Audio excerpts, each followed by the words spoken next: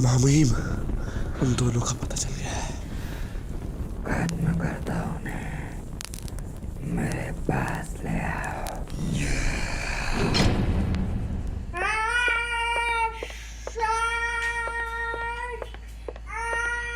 अरे जल्दी जल्दी जल्दी करो, आओ जाओ, जल्दी करो, लेट हो रहा है। हमेशा तुम्हारी वजह से लेट होते हैं। दिखाओ, बाल सही है, कंघी कर लिया था, चलो ये बंद हो गया। खेला मत करो, फटाफट तैयार हुआ करो।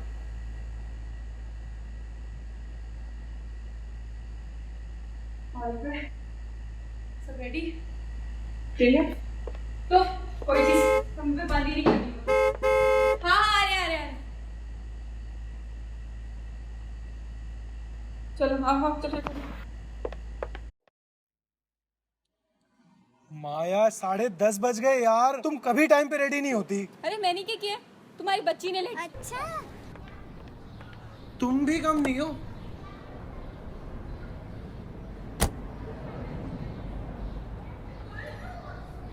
फिर मुझे मत बोलना कि मूवी नहीं दिखाई, वो भी कार्तिक सिंह की। कार्तिक सिंह के बारे में कुछ मत बोलो। अब चले। चलो।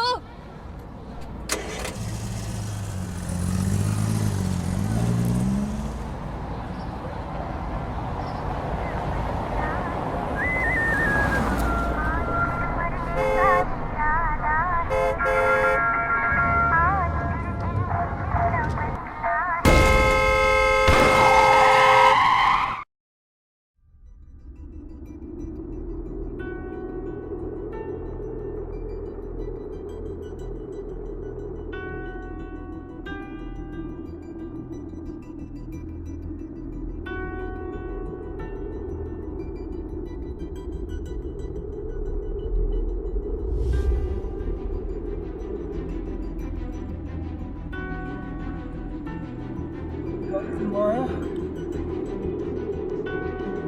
रिया, रिया,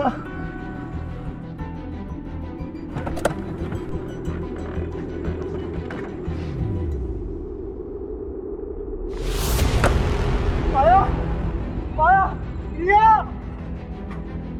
माया, रिया, माया, माया, रिया।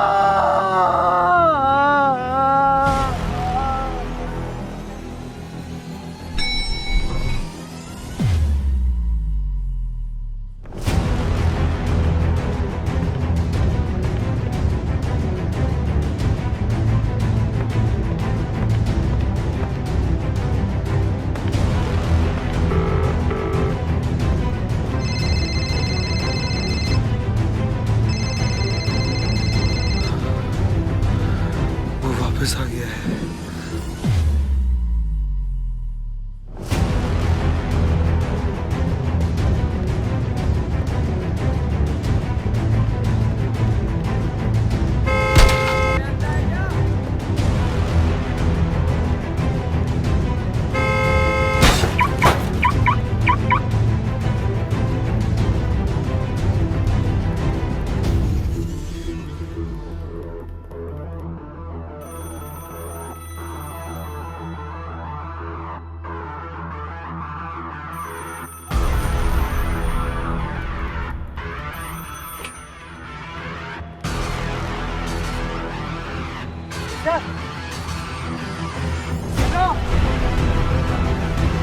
तुम ठीक हो?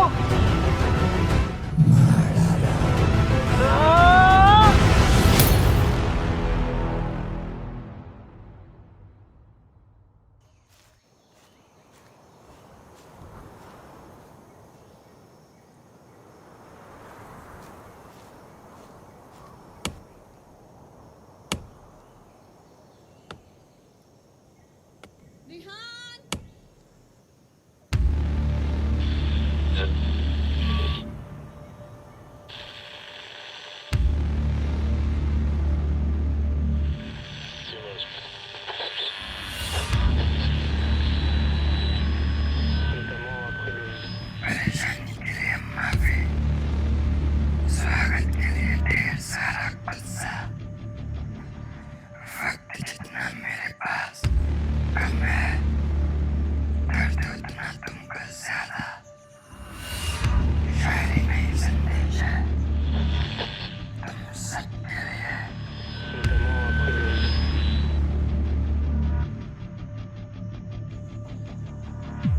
रेहान,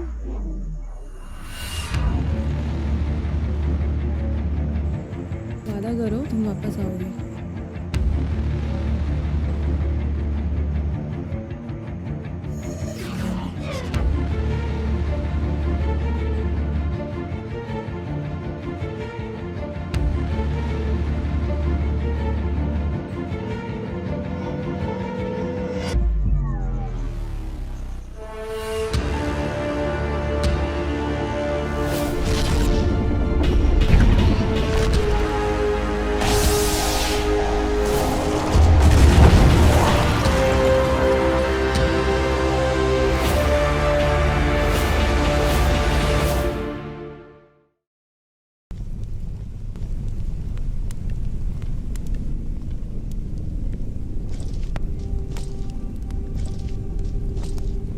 खूबसूरत है ना ये दुनिया, जो मांगो वो पाओ, बराबर नहीं।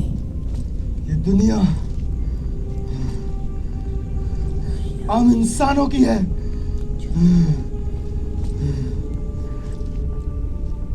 वही हम इंसान जिन्होंने तुम्हारा सब छीन लिया। तुम चाहते क्या हो? इस दुनिया को सही मोहरे की जरूरत है। कमजोर है ये दुनिया, मैं इसे बेहतर बनाऊंगा। 10 साल पहले की तरह। इस वक्त भी बना देता, अगर तुम लोग गद्दारी ना करते। इस महाकाल के साथ मिलकर मुझे धोखा ना दे। तुम स्वार्थी हो, तुम कभी इसे बेहतर नहीं बना सकते। तुम भगवान नहीं, शैतान हो। सिर्फ एक रात का वक्त है। सोच लो, मेरे साथ मिलकर अपनी गद्दारी का कर्ज चुकाओ या सजा के तौर पर मौत पाओ।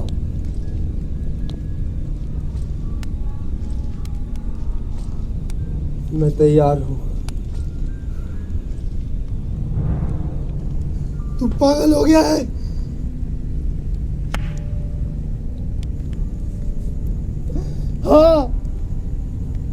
हाँ, मैं पागल हो गया हूं।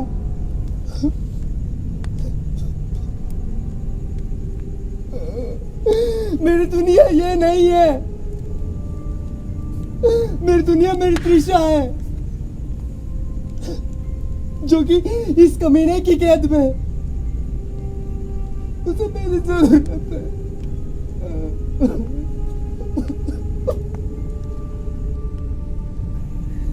इसके लिए तू खुद को इस कमीने के हवाले करेगा। मैं भी उन इंसानों की तरह मतलबी बनना चाहता हूं, जिन्होंने अपने स्वार्थ के लिए महाकाल तक को नहीं अपनाया। फिर वो हमको क्या अपनाएंगे? और क्या पता इससे मेरी त्रिशा मुझे वापस मिल जाए।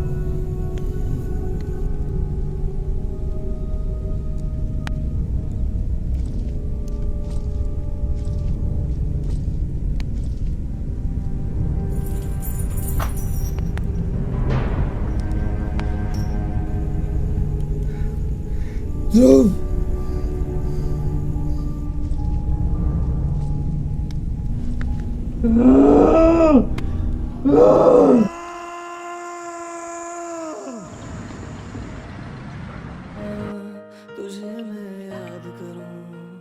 सभी बड़े बारी बोलना तो छोड़े आनू ढेर सारा सा प्यार है जी। भाजी किदा की हाल चाल ने थोड़े दस दो मेरे को 9 904 904 होते। और मैं एक बात बताना चाहता हूँ आपको, फिलहाल के लिए आपके हालचाल कैसे हुए हो? बहुत तगड़े होने वाले हैं हालचाल आप सबके, क्योंकि मेरे साथ यहाँ पर कौन है? नीलकंठ नाम है जी उनका, मेरे साथ फोन लाइन पर हैं। उनको हमने बोला तो था कि यहाँ पर आए, लेकिन उनके बिजी शेड्यूल के कारण वो यहाँ पे आ नहीं पाए और फिलहाल के लिए वो हमारे साथ फोन लाइन पर हैं, तो उनसे बात करते हैं और आपकी भी बात करवाते हैं। हेलो नीलकंठ, क्या हालचाल? एकदम अच्छे हैं, आप कैसे हैं? मैं भी बढ़िया। बस मैं आपकी आवाज़ सुन के बहुत खुश हो गया और जनता को भी आपकी आवाज़ सुन के बड़ी खुशी हुई। और फिलहाल के लिए मैं आपसे एक बात पूछना चाहता हूँ, मैं नहीं पूरी जनता आपसे एक बात पूछना चाहती है। जो आपका गाना है बड़ा फेमस महाकाल, वो उसको बनाने के पीछे की वजह क्या थी? एक्चुअली ये गाना उस महाकाल के लिए है जो हमें 10 साल पहले छोड़ के चला गया था। ये बस एक कोशिश है हम सबको याद दिलाने की कि खुद पर भरोसा रखें और उम्मीद अभी भी बरकरार है।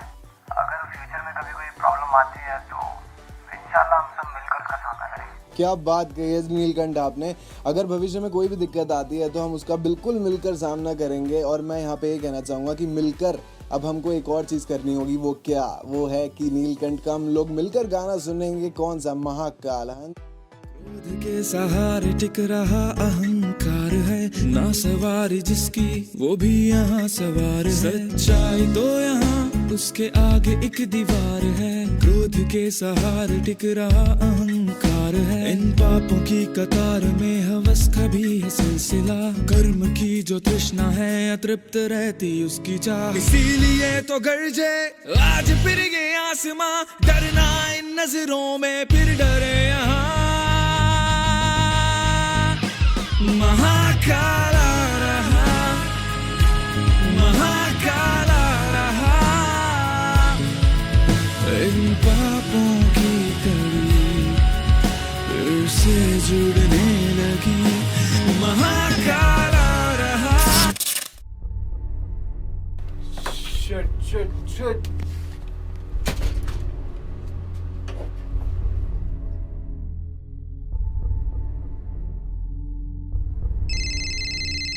हेलो ये क्या हुआ? सर, समझ नहीं आ रहा क्या हुआ। मैं भी वही देखने की कोशिश कर रहा हूँ। जल्दी चेक करके बताओ जरा। बिल्कुल सर, अभी चेक करते हैं।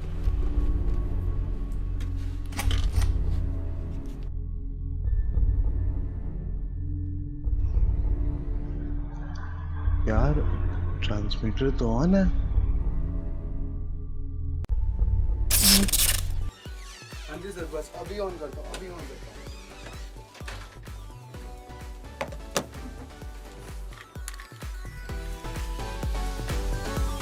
तकनीकी खराबी के कारण मैं आप सभी से बहुत बहुत माफी चाहूँ।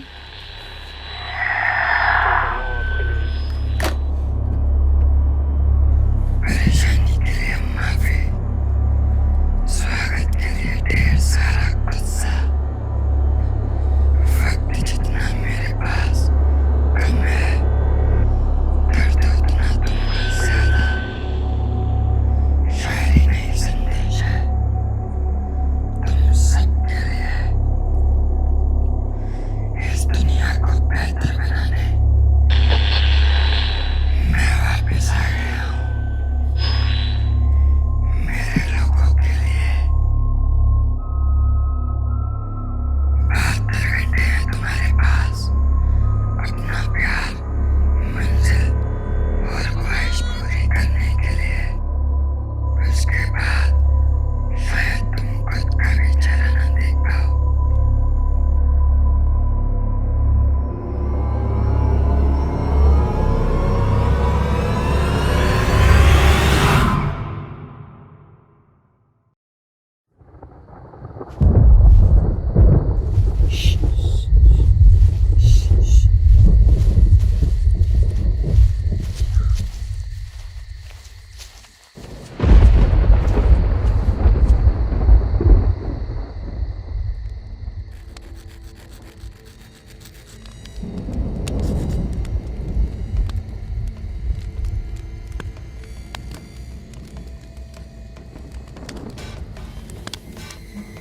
वो कहानी सुननी है।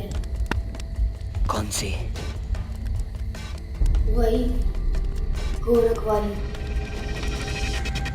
कहते हैं इतिहास के पन्नों में कभी कहानियां सुनहरी नहीं होती। कुछ कहानियों के किस्से उन अंधकार के काले घने धब्बों से भी चढ़े गए हैं। जिनको सुनकर हमारी रूह तक कांप जाती है।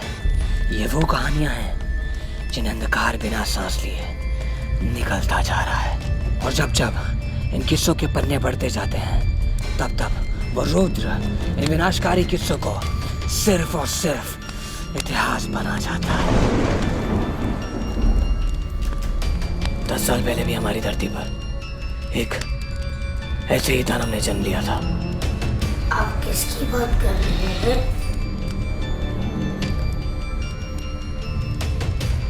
हम उसका नाम नहीं लेते थे, पर अब मैं उसे ललकार कर कह सकता हूँ। उसका नाम यमपुत्र गोरख था।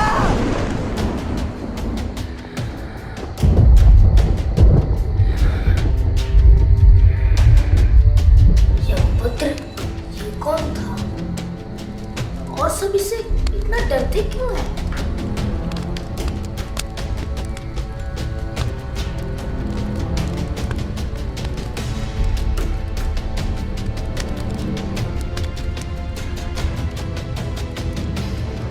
हम अपने स्वार्थ में इतने डूब जाते हैं कि भूल जाते हैं कि यही स्वार्थ हमें अंधकार की ओर धकेल रहा है।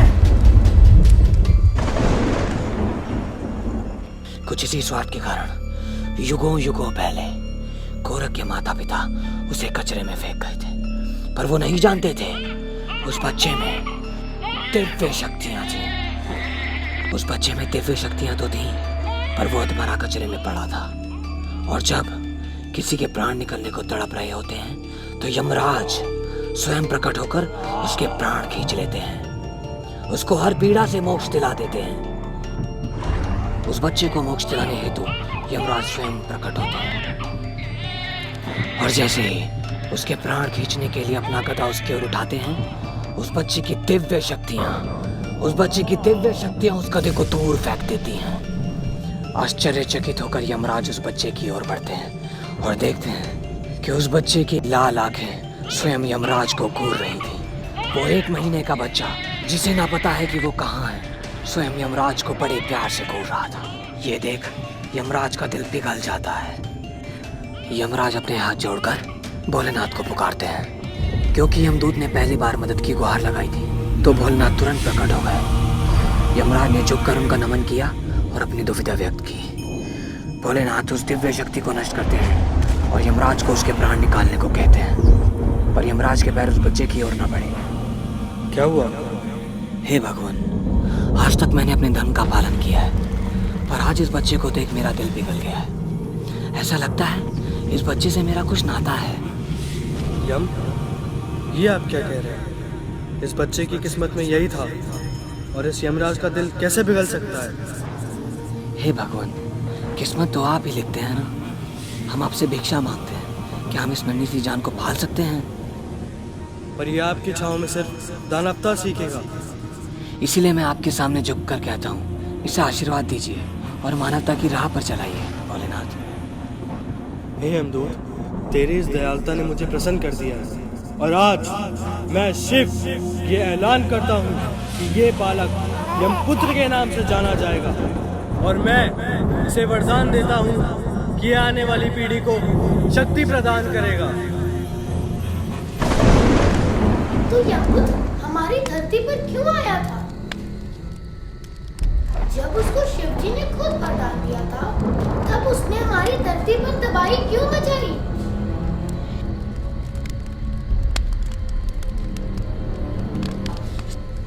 इसका जवाब हमें त्रेता युग में जाके पता चला, जब रामायण का वो युद्ध अपने चरम पर था। श्री राम लंका पहुंच चुके थे और यहाँ यमपुत्र हिमालय की घाटियों में इंसानों की नस्ल को और ताकतवर बनाने के लिए जड़ी बूटियां बना रहे थे और यज्ञ कर रहे थे। एक रोज यमपुत्र स्नान के लिए जा रहे थे। अचानक से उनके आसपास की धरती हिलने लगी।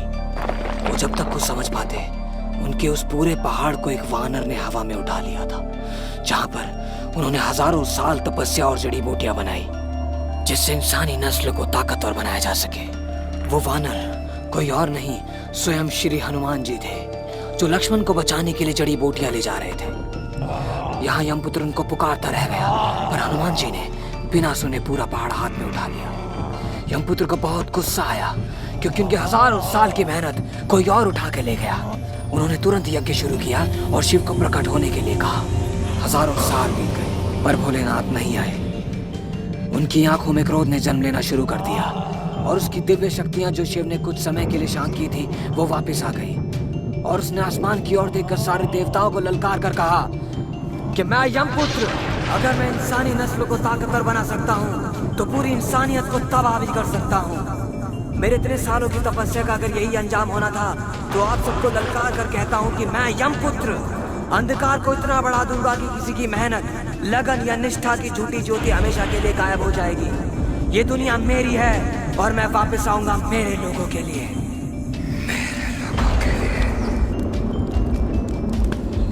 वो फिर से वापस आएगा।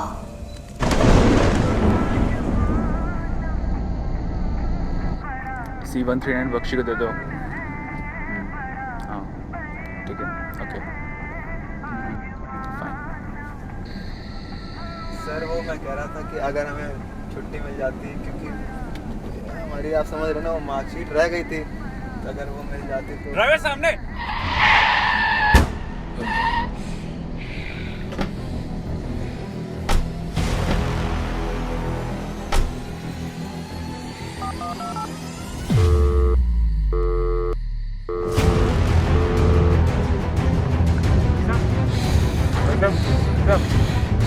कमजोर हो तुम।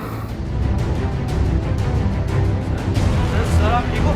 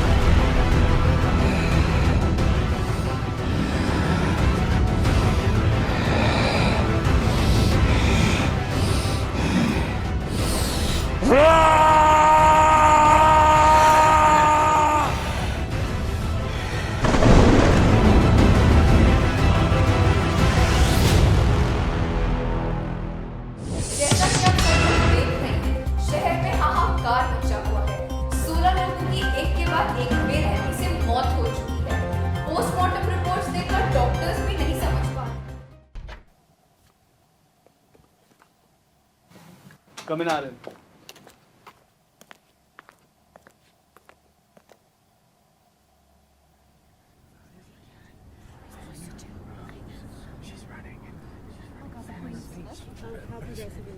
साइलेंस।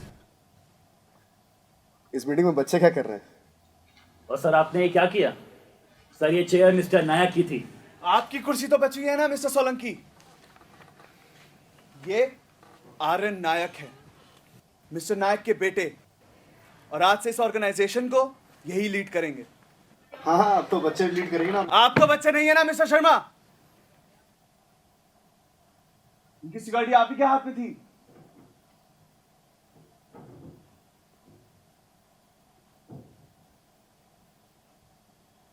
हम सब जानते हैं मिस्टर नायक अब इस दुनिया में नहीं है। उन्होंने ये ऑर्गेनाइजेशन जिस वजह से शुरू की थी, उसी वजह ने उनकी जान ली।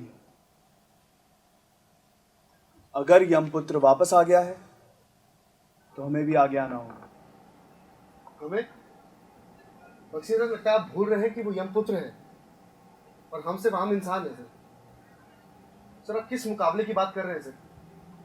मिस्टर नायक ही थे जो महाकाल को ला सकते थे सर। अब वो हमारे बीच में नहीं है सर। पिछले 10 साल से महाकाल भी तो नहीं है सर। और वो क्यों नहीं आया मिस्टर नायक को बचाने? सर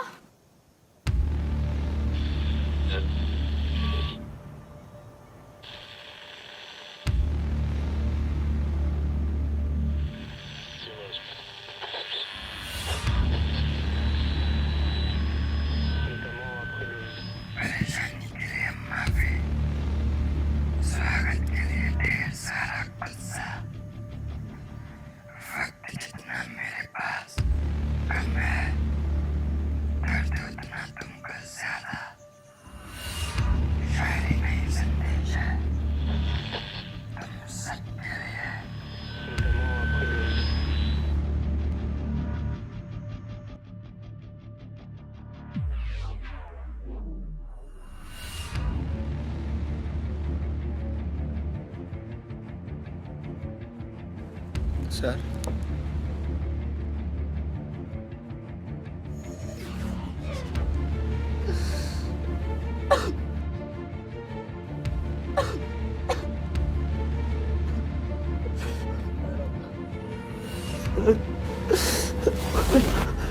उसे इतना ही दर्द देना जितना उसने मेरे डैड को दिया।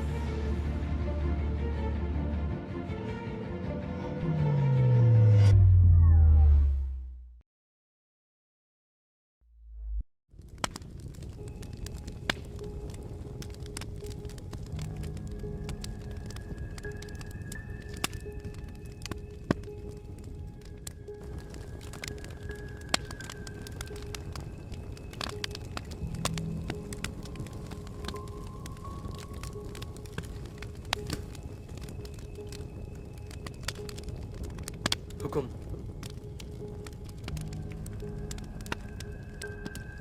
जाओ पता करो वो दिव्य पत्थर किसके पास है।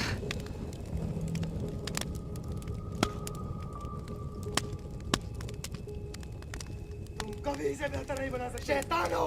मेरी दुनिया त्रिशा है। इस कमीने के हवाले कर देगा।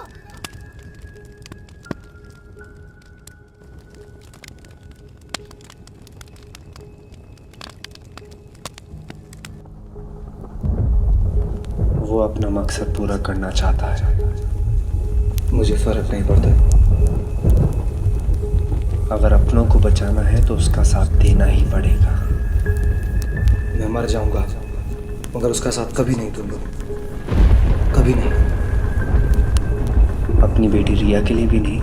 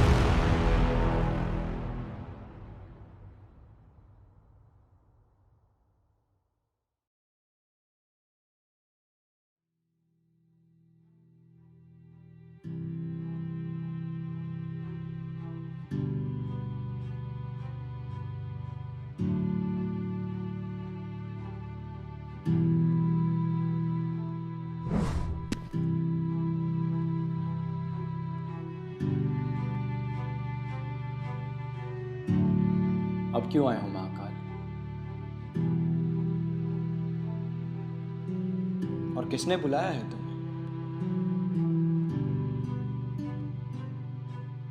जब जरूरत थी तुम्हारी तब कहां थे?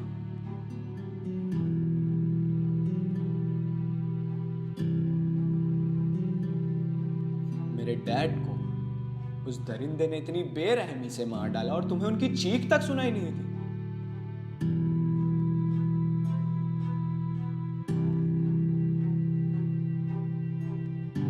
मेरा तो अब कोई नहीं है, पर अगर उन मासूमों की जान को कुछ भी हुआ जिनके लिए मेरे डैड ने अपनी जान दी है,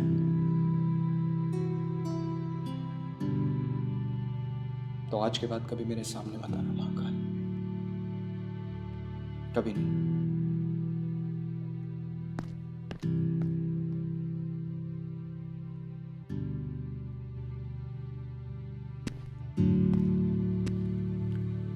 ये दुनिया इंसानियत की है, और जो भी इसे तबाह करने की कोशिश करेगा मैं उसे तबाह कर दूंगा।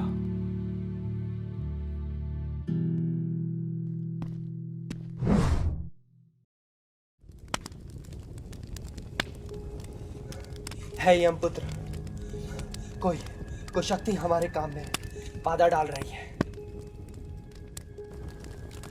कौन है वो? महाकाल।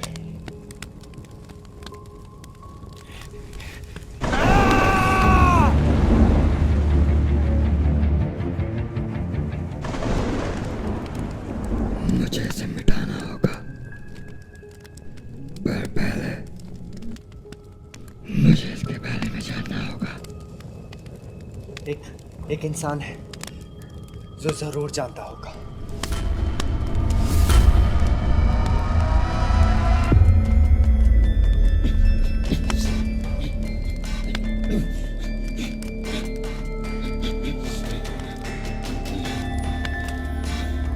क्या जानते हो तुम महाकाल के बारे में? ये डर उचित है। आज मैं जान गया कि सिर्फ महाकाल ही है जो तुझे तेरी औकात याद दिला सकता है। वही है जो तुझे बता सकता है कि तू आज भी उतना ही लाचार है जितना तू तब था जब स्वयं यम ने तुझे अपनी गोद में उठा लिया था। तू जानना चाहता है ना महाकाल कौन है? तू जानना चाहता है ना महाकाल कौन है? मैं बताऊंगा तुझे, मैं बताऊंगा तुझे तेरे कल के बारे में, मैं बताऊंगा तुझे तेरे कल के बारे में। याद है तुझे जब तूने उन देवताओं को ललकारा था और पूरी सृष्टि नष्ट करने चला था? तेरा प्रकोप चरम सीमा पर था, पर ज्यादा क्रोध सिर्फ विनाश लाता है, और याद रख उस विनाश में तू भी भस्म हो सकता है। जब तू अपने क्रोध में चूर सब कुछ तबाह करता हुआ उस वन की ओर बढ़ा तो तुझे एक मासूम सा बालक अपने बाण की धार को चीखता करता हुआ देखा।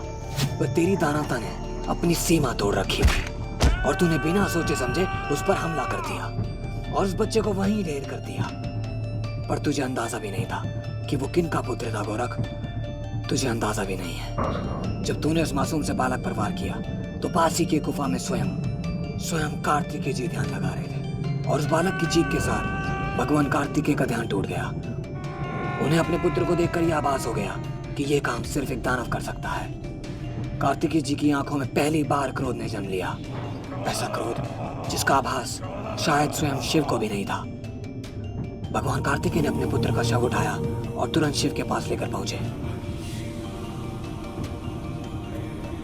पिताजी, आज मेरे पुत्र को एक हाबी के वरदानी दानव ने वार कर इसके प्राण निकाल दिए हैं, और अगर किसी निहत्थे बालक को एक दानव मौत के घाट उतार सकता है तो इसने मेरे क्रोध के बांध को तोड़ दिया है।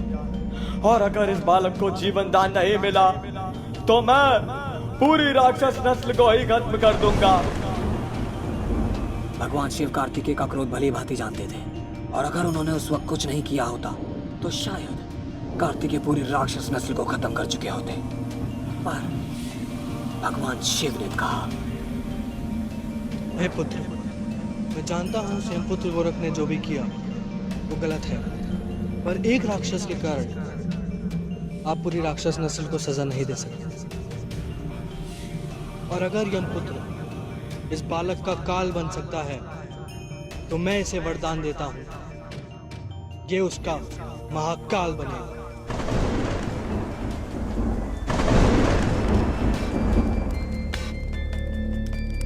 कौन हो तुम और कैसे जानते हो ऐसा?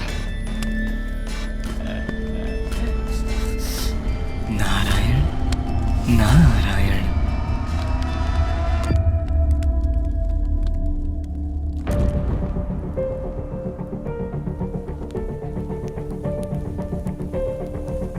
मजाक लग रहा है ना तुझे?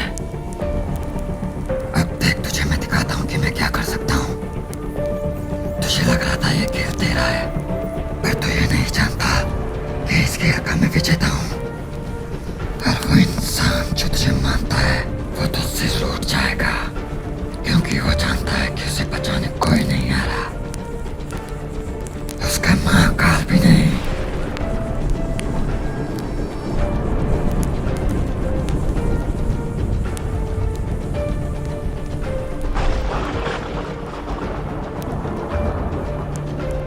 मुझे वो दिव्य पत्थर चाहिए ताकि मैं सबको खत्म कर सकूं। सबको? हाँ, उन सबको जो मेरे रास्ते में आएंगे।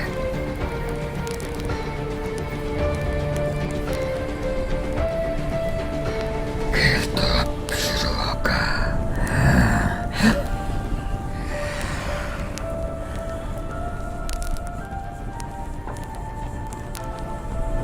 अब हम और बेकसूर लोगों की जान नहीं ले सकते।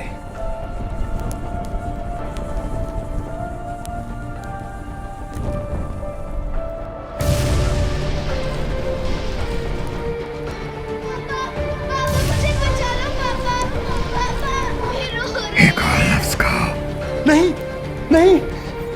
और तुम्हारे चाहने वाले, तुम्हारे अपने जो रहम की भीख मांग रहे हैं, सबको मैं अभी खत्म कर दूंगा। हम करेंगे, हम उन सबको खत्म करेंगे जो हमारे रास्ते में आएगा, पर उन्हें कुछ मत करना।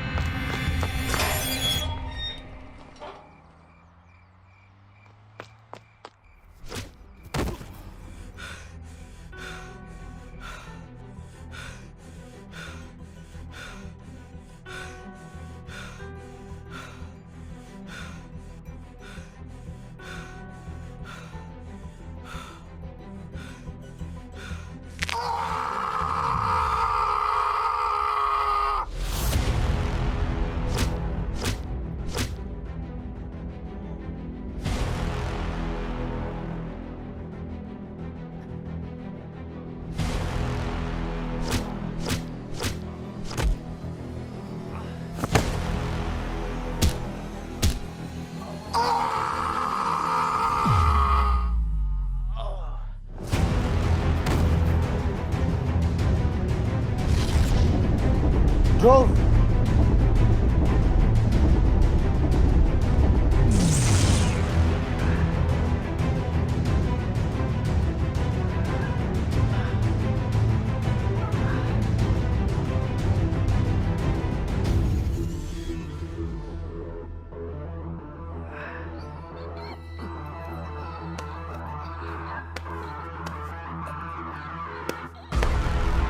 वो दिव्य पत्थर कहाँ है?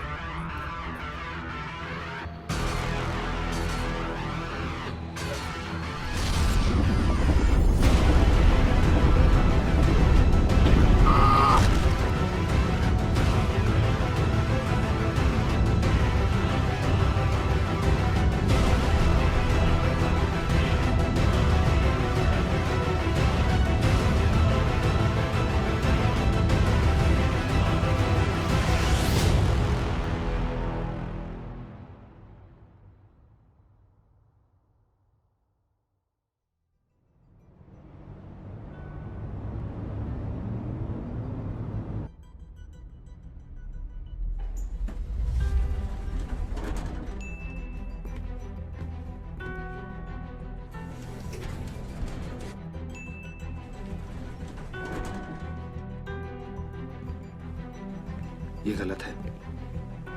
क्या? यही कि मैं अपने स्वार्थ के लिए मासूम लोगों की जान नहीं ले सकता। नहीं, यहाँ कोई अपना नहीं है। और अपने परिवार की जान बचाने के लिए मैं किसी की भी जान ले सकता हूँ। जान लेनी है तो गोरा किलो। मैं यहाँ दिव्य पत्थर ढूंढने आया हूँ, किसी की जान लेनी नहीं।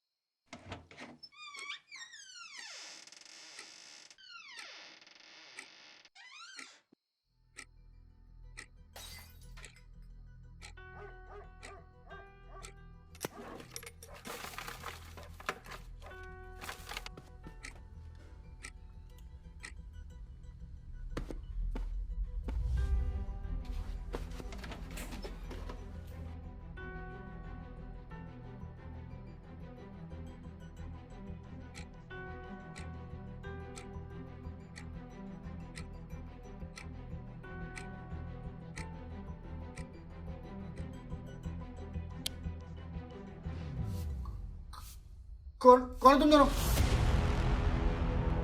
हाँ? और अंदर कैसे आए तुम दोनों? रुको रुको, मैं पुलिस को फोन करता हूँ।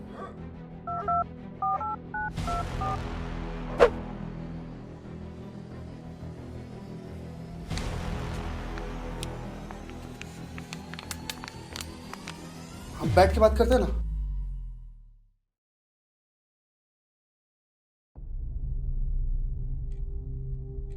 वो दिव्य पत्थर कहाँ है? जो तुम कर रहे हो वो ठीक नहीं है। हमें अपने परिवार को बचाने के लिए ये सब करना जरूरी है। तो क्या उन मासूमों के परिवार नहीं थे जिनको तुमने मार दिया? हम मजबूर हैं। मजबूर तो भीष्म पितामह भी थे, जिन्होंने राष्ट्र सेवा के लिए ना चाहते हुए भी कौरवों का साथ दिया। और तुम अपने परिवार के लिए पूरी दुनिया खत्म करना चाहते हो। ये दुनिया स्वार्थी है, इसे आने वाले खतरे का अंदाजा भी नहीं। हर वो शख्स जो मानता है महाकाल को, उस दर्द को महसूस करेगा जो यमपुत्र उसे देना चाहता है। तो क्या वो दर्द तुम्हारे परिवार को नहीं होगा? क्या फर्क है हम में और तुम में? कि दुनिया तुम्हें कभी नहीं अपनाएगी। हम जानते हैं।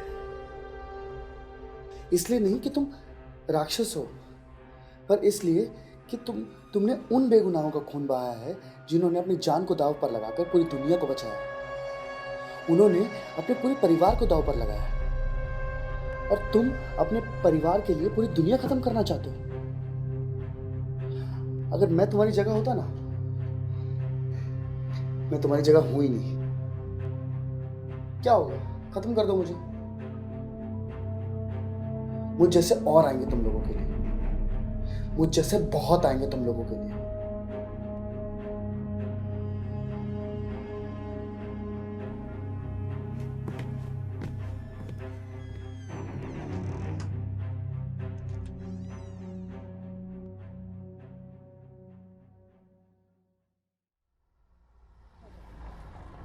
तो क्या अगर मैं तुम्हारी जगह परिवार नहीं, जो तुम कर रहे हो, जिनको तुमने मार दिया, वो ठीक नहीं।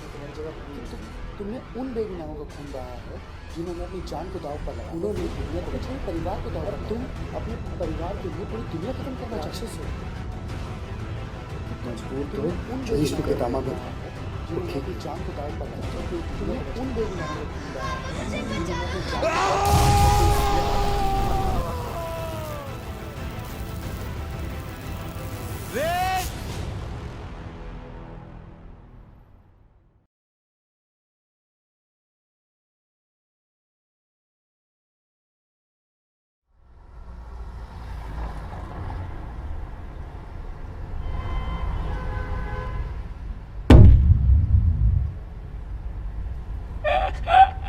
परेशान हो?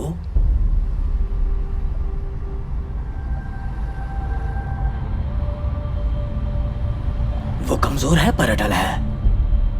वो यहाँ किसी मकसद से आया है और उसे जरा भी संदेह नहीं अपनी उन शक्तियों पर, जिससे वो कुछ ही पलों में फिर से तबाही ले आएगा। आप कब तक पहेलियां बुझाते रहेंगे?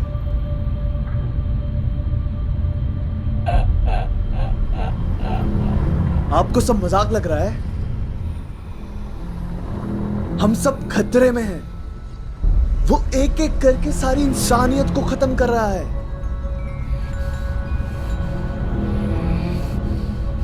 बेकसूर लोग मर रहे हैं और मैं ये सब नहीं होने दूंगा।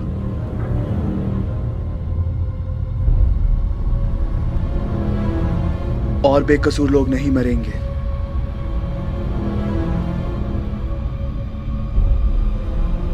उसे वो दिव्य पत्थर चाहिए और उसे वो कभी नहीं मिलेगा, कभी नहीं।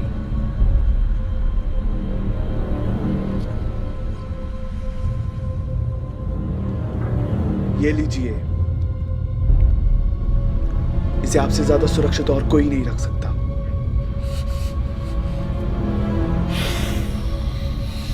दुनिया को इसकी भारी कीमत चुकानी पड़ेगी। पर आपने तो कहा कि वो कमजोर है।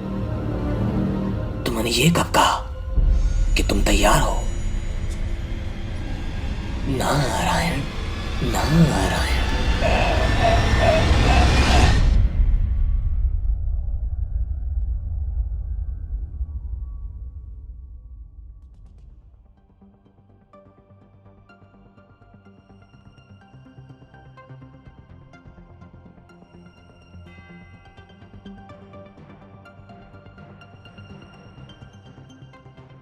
Gentlemen, you're watching X News, and today's breaking news is breaking down from the downtown city as the death toll is rising to 37 people.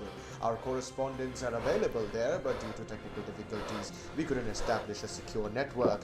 Another breaking news, 2 people are found dead who are told to be working for Fox organization.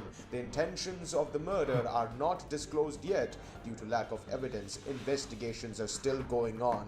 However, it has to be said that after 10 long years, the return of the Indian superhero Mahakal is establishing a new hope and power among the mass of the city. Although the extraterrestrial activities going around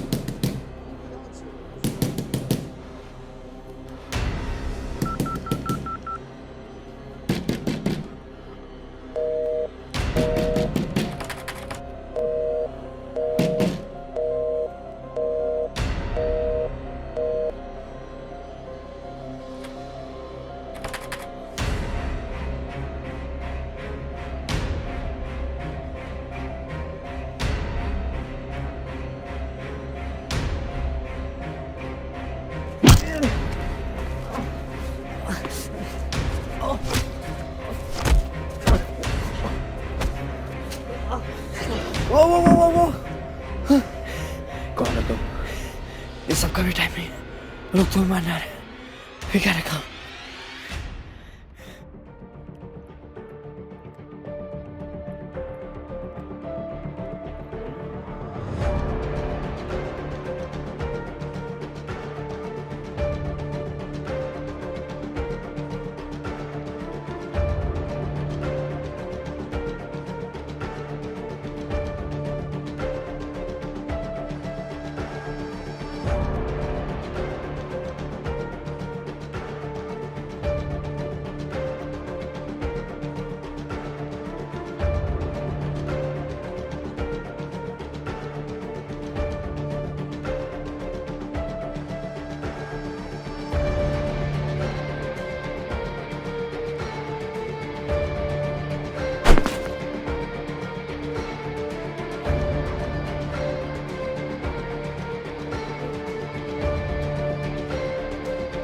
Mahakal, तुम?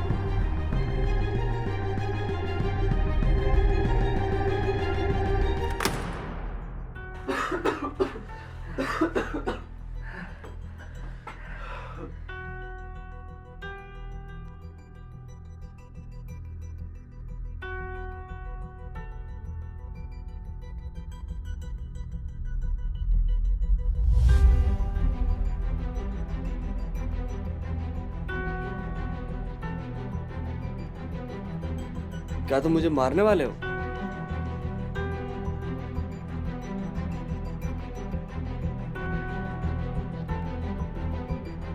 उन लोगों ने fox corporation के हर उस शख्स को मार दिया जो हमें बचा सकता था।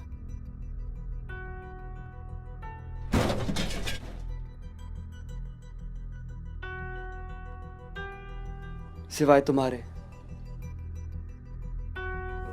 वो दिव्य पत्थर ढूंढ रहे हैं ताकि वो उसे दे सके। किसे? गोरख को। लेकिन दिव्य पत्थर का गोरख क्या करेगा? वो बस तबाही लाना चाहता है।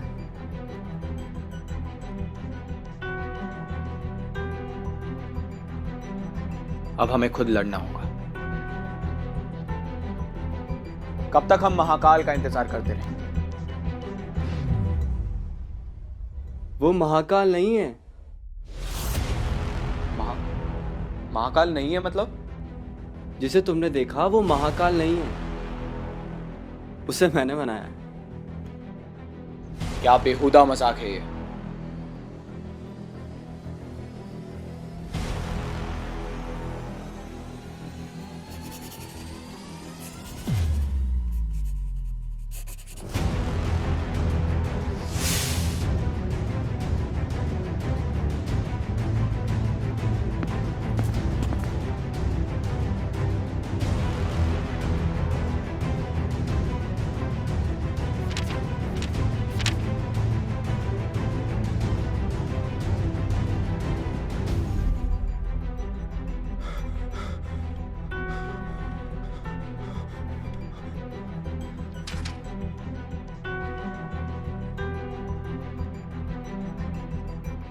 ये पेंसिल तुम्हें कहां से मिली?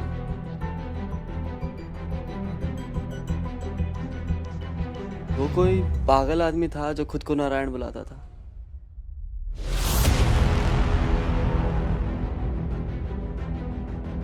तुम्हारा दिमाग खराब हो गया है। तुम्हें जरा सा भी अंदाजा है कि तुम्हारे इस मजाक के चक्कर में कितने लोगों की जान चली गई? और उन्हें लगता था महाकाल आ गया।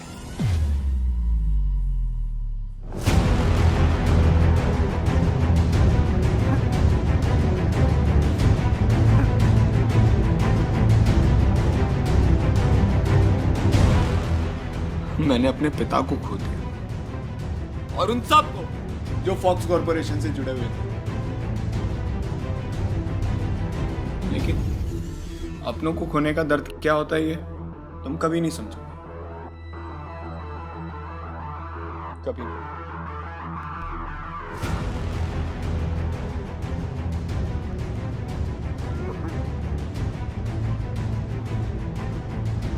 दफा हो जाओ यहां से।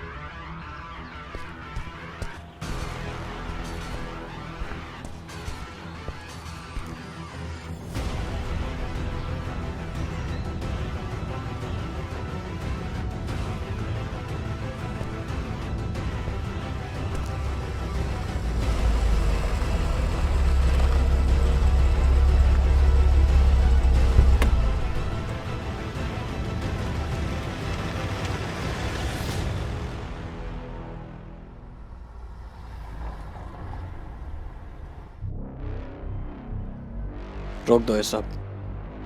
हम और बेकसूर लोगों को मारना नहीं चाहते महाकाल।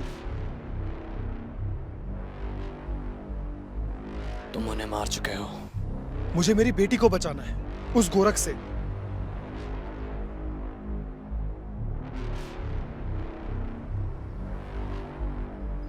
मुझे पूरी दुनिया को बचाना है तुमसे।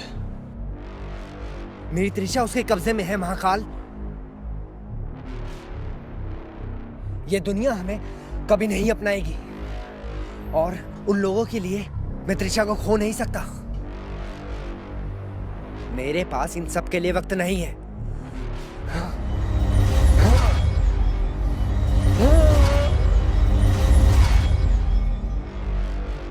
मुझे मजबूर मत करो। त्रिशा के लिए मैं कुछ भी कर सकता हूं और मेरे रास्ते में कोई नहीं आएगा। ध्रुव, महाकाल, तुम भी नहीं।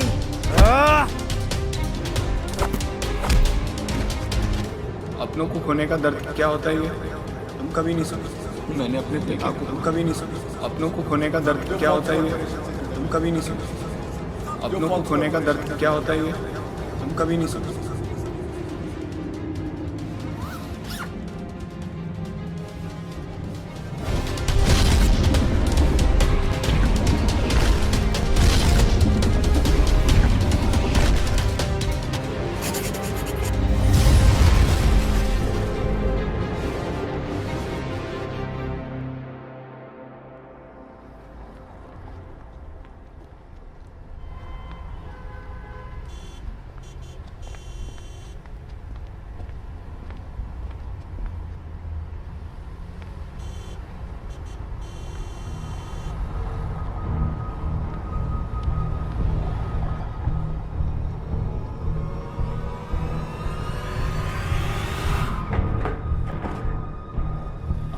तुम?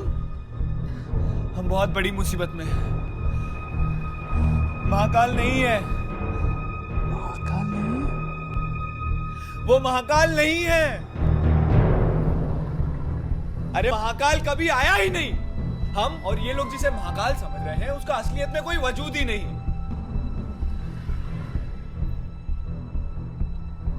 उसे बनाया गया है। बनाया गया है? मुझे भी यकीन नहीं हुआ जब तक मैंने अपनी आंखों से नहीं देखा। और वो शख्स जिसे हम महाकाल समझ रहे हैं वो महाकाल है ही नहीं। लेकिन उसको बनाया किसने और कैसे? उसका नाम चर्चित है और उसके पास एक ऐसी पेंसिल है जिससे वो जो भी बनाता है वो सच हो जाता है। आर्यन, ये मजाक का समय नहीं है।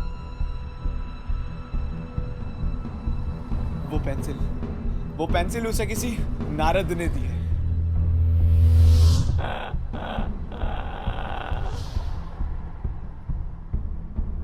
क्या आप उसे जानते हैं? क्या कुछ ऐसा है जो आप मुझसे छुपा रहे हैं?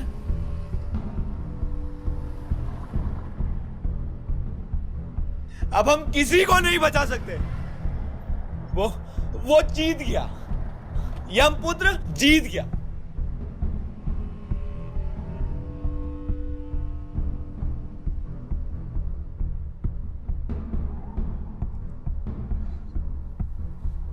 भले ही हमारे पास कोई ताकत नहीं है और ना ही यमपुत्र के खिलाफ खड़े होने की शक्ति है, पर इस सब के बीच में मैं अपना मकसद नहीं भूलूंगा। मैंने मिस्टर नायक से वादा किया है, तुम्हें और इस दुनिया को कुछ नहीं होने दूंगा।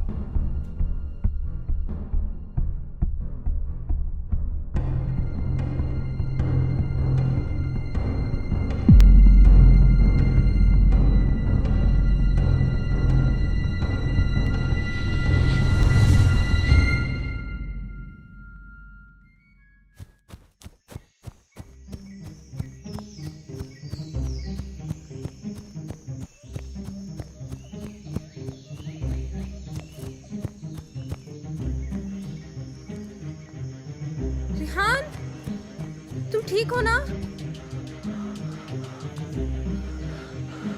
मैं कमजोर हूं, मुझे वहां जाना ही होगा, नहीं तो गोरख सबको खत्म कर देगा। आखिर क्यों आप मेरी इतनी परीक्षा ले रहे हैं? अब मेरे सब्र का बांध टूट रहा है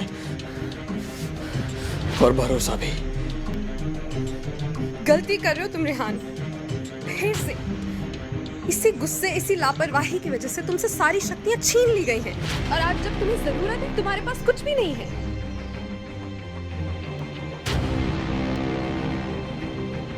हौसला रखो रिहान, सब सही हो जाएगा।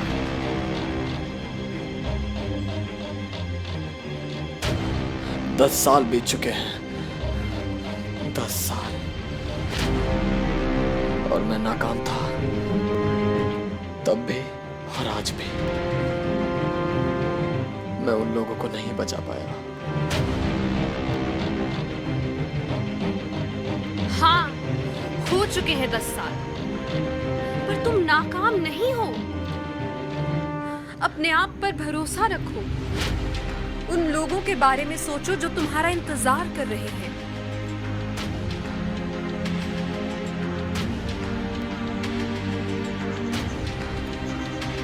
इंतजार? उन्हें तो कोई अंदाजा भी नहीं है कि मैं जिंदा हूं या मर गया। रिहान, ये वक्त तुम्हारे टूटने का नहीं है। वो लोग तुम्हारा इंतजार कर रहे हैं। जाओ, जवाब दो उस गोरख को। वो तुम्हारा काल बना है, तुम उसका महाकाल बनो।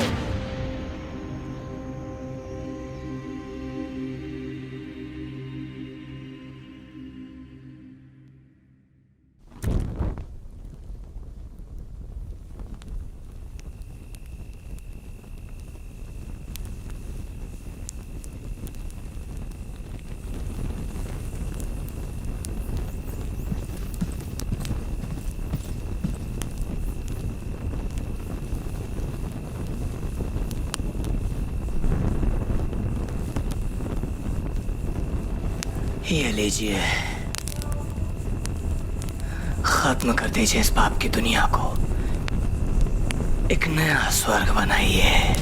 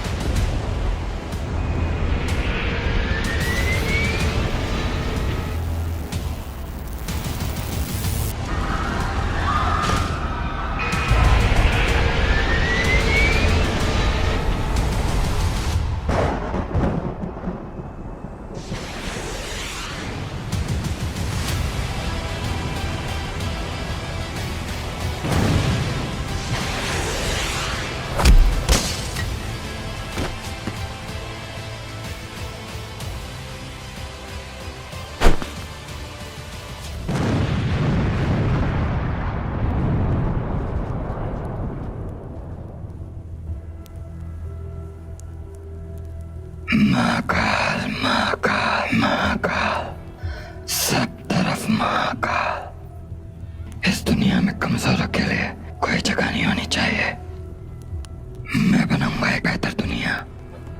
जो मेरा है मैं वो हासिल करके रहूंगा, चाहे उसके लिए मुझे कमजोरों को खत्म ही क्यों ना करना पड़े। कल ही की बात लगती है मुझे, जब तुमने गलती की थी और आज फिर से तुम ये दोहरा रहे हो। गोरख, देर हो गई महाकाल, देर हो गई। अब मैं कमजोर नहीं रहा और अब कोई कमजोर नहीं होगा।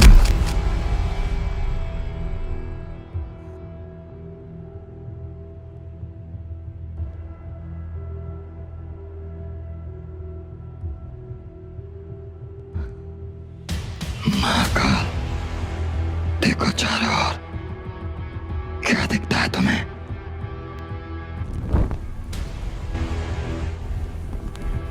ये सब करके तुम्हें कुछ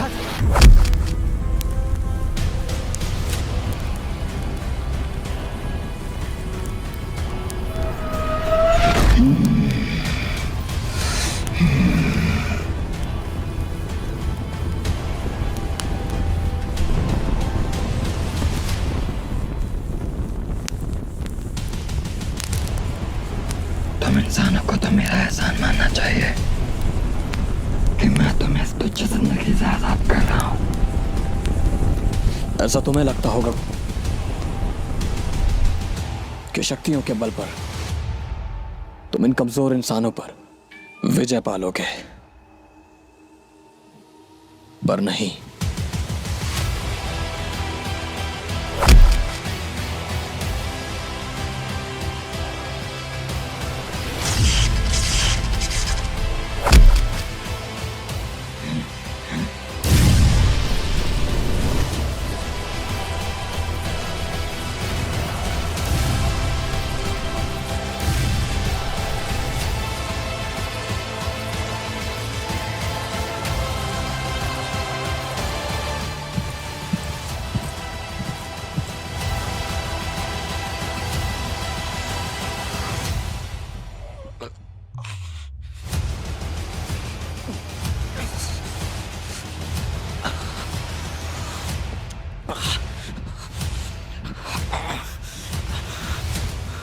शक्तियों के बल पर नहीं, काबिलियत के बल पर।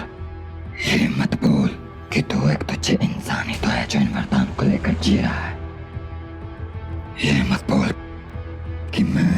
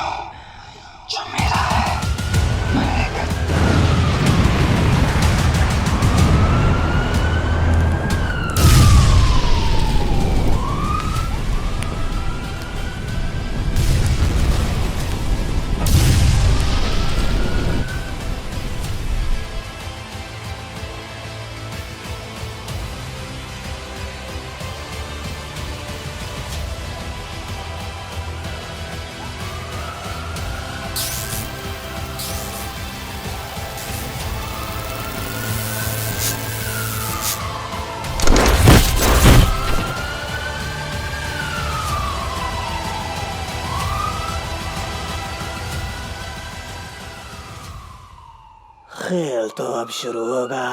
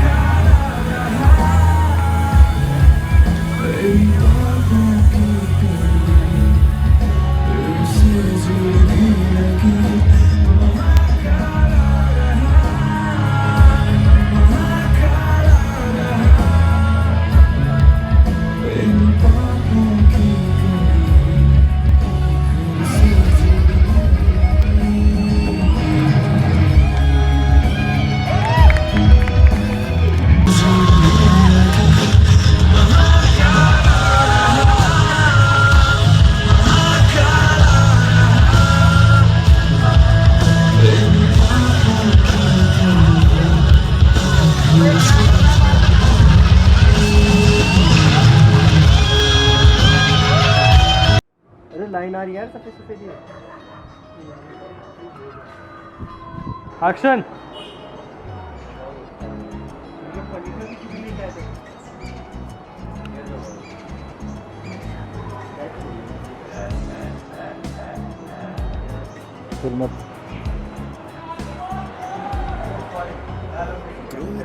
एंट्री भी अच्छी नहीं थी। हाँ क्या दुप दुप क्या होता है दुप?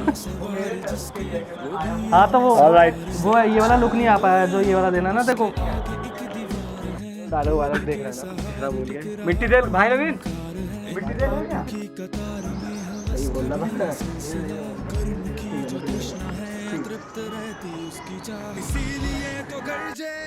एक्शन।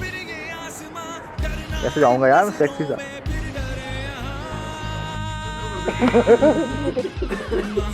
हाँ मेरी बात तुमसे नहीं कह रहा, तुम हीरो नहीं। अरे कॉलेज में भी यही है। दो लड़के लड़ रहे, मैं तो दूर से आ गया, कह रहा महाकाल मुड़ी हो जाए लो, मैं कह रहा हूँ विलन कहता चलो फिर क्या करना है? कुछ लगा लो बाला तो अच्छी नहीं है।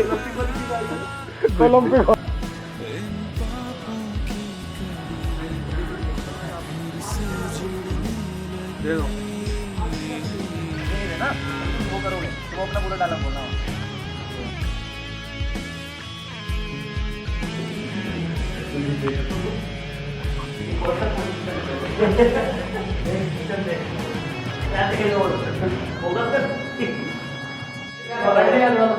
ठीक है थोड़ा सा पहले भी है।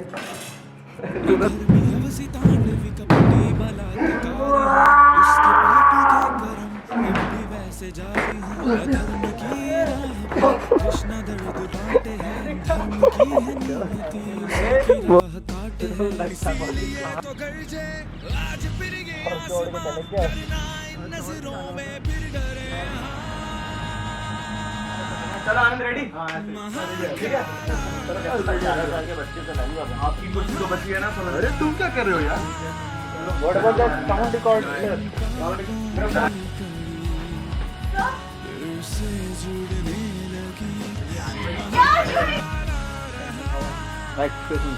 एक बार फिर से सर बोल दे, एक बार सर बोल दे।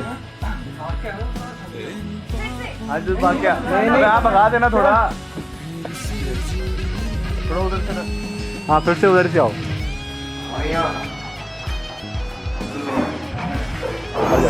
अरे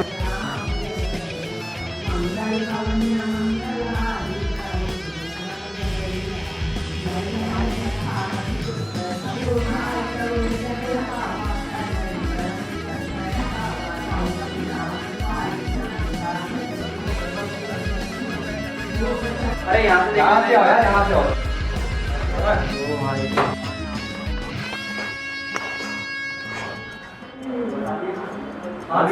हो जाएगा आपसे। स्टिल नहीं होगा भाई, लगेगा यार वो महाकाल देखिए नहीं लगे। जो भी तबक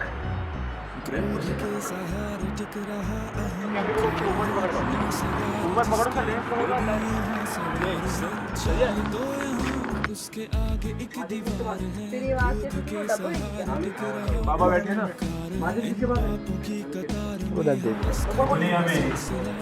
मैं काट दे उसकी चाह इसीलिए तो गरजे आज फिर ये बता सकते हैं तो गोल क्यों चुपता है नहीं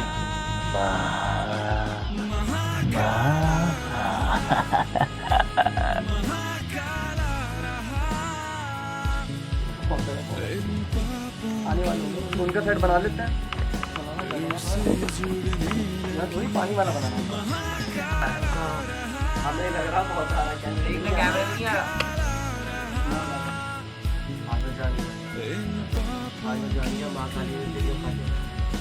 वीडियो बना दे इतना फल लग रहा है एक शॉट दिखा देंगे कि वो सालों को तो मेरा ऐसा मानना चाहिए सही चल रहा था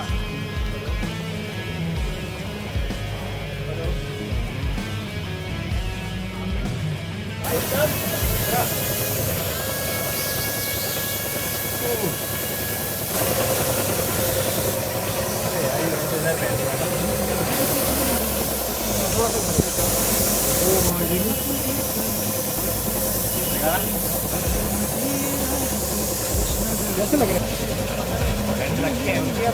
है गाली बदले वीडियो बन रही है गाली बदले चलेगी वीडियो महाकाल देखा हुआ गाने अच्छा करे नजरों में फिर डरे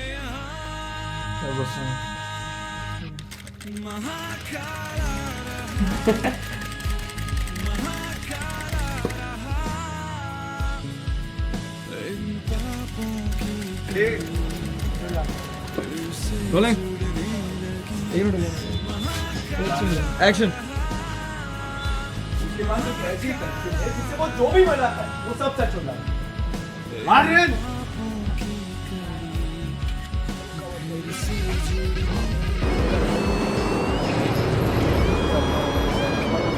मैम लोग ये लोग सुन हेलो मारने की बात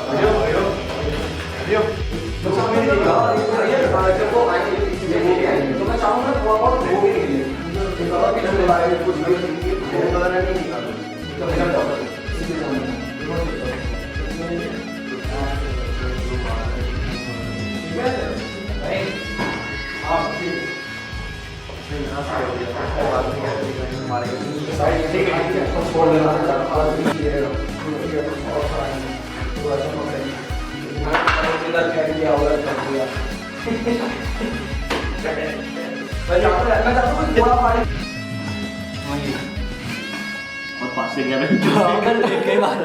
एक्शन